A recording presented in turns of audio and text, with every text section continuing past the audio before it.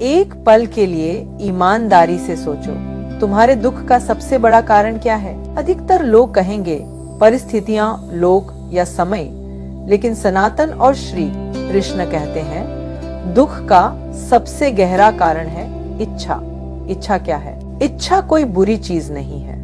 इच्छा जीवन को चलाती है, लेकिन वही इच्छा जब सीमा से बाहर चली जाती है तो मन को बांध लेती है।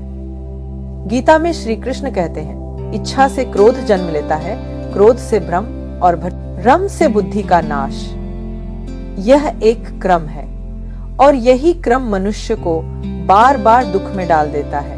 अब जरा ध्यान से समझो, इच्छा हमेशा भविष्य में होती है, जो अभी है वह इच्छा नहीं होती। इच्छा कहती है मुझे ये चाहिए, मुझे वैसा चाहिए, मेरे पास और होना चाहिए। और जब ये इच्छा पूरी नहीं होती तो मन बेचैन हो जाता है, और जब पूरी हो जाती है तो मन कुछ समय खुश रहता है, फिर अगली इच्छा खड़ी हो जाती है। सनातन कहता है इच्छाओं की कोई आखिरी सीढ़ी नहीं होती, एक पूरी होती है दूसरी जन्म ले लेती है।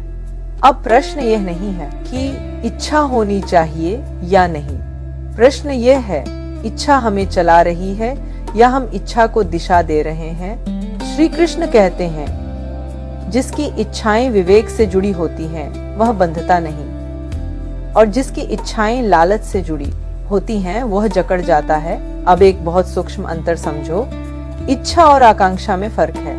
इच्छा कहती है अगर ये नहीं मिला तो मैं दुखी हो जाऊंगा। आकांक्षा कहती है मैं प्रयास करूंगा लेकिन न मिला तो भी मैं टूटूंगा नहीं। यही अंतर बंधन और मुक्ति तय करता है।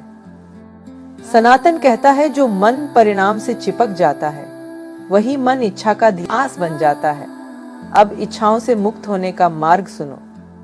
यह मार्ग इच्छाओं को मारने का नहीं है, यह मार्ग इच्छाओं को समझने का है। पहला उपाय संतोष।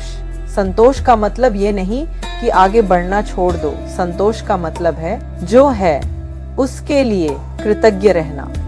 जिस दिन मन जो है उसे स्वीकार कर लेता है उसी दिन इच्छा की आग धीमी हो जाती है। दूसरा उपाय है विवेक। हर इच्छा पर तुरंत मत दौड़ो, पूछो क्या यह इच्छा मुझे हल्का बनाएगी या और भारी। जो इच्छा मन को शांत करे वह सही है, जो इच्छा मन को अशांत करे वह बंधन है। तीसरा उपाय कर्म से जुड़ना, फल छोड़ना।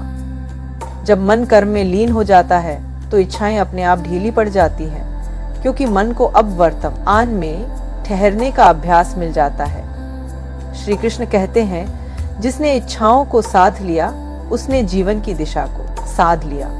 अब एक बहुत गहरा सत्य, इच्छाओं का अंत खालीपन नहीं लाता, इच्छाओं का संतुलन शांति लाता है। जिस दिन इन मन कम में भी संतुष्ट रहना सीख लेता है उसी दिन अधिक की दौड़ समाप्त होने लगती है।